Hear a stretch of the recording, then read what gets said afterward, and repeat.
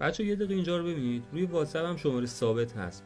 خیلی هنوز باور ندارن که میشه روی شماره ثابت هم واتساپ نصب کرد.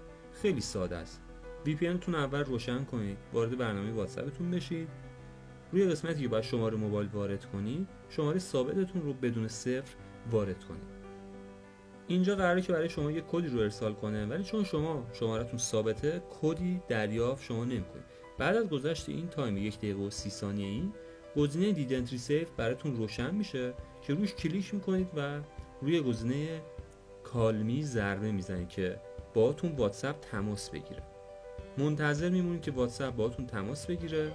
ببین الان داره با من تماس میگیره، من جواب میدم و میذارم روی اسپیکر. میگه برای دریافت کد 0 رو بزن.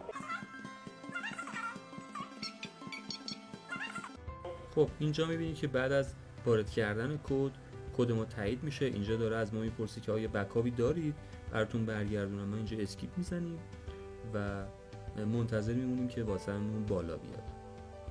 اینجا اسمو حالا بیزینسمون رو میخواد بپرسه که چون واتساپ هم بیزینس اینو داره میپرسه.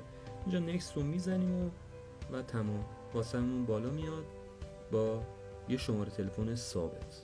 به همین راحتی. اگر از ویدیو خوشتون اومد حتما ما رو به دوستاتون معرفی کنید و این ویدیو رو هم لایکش کنید.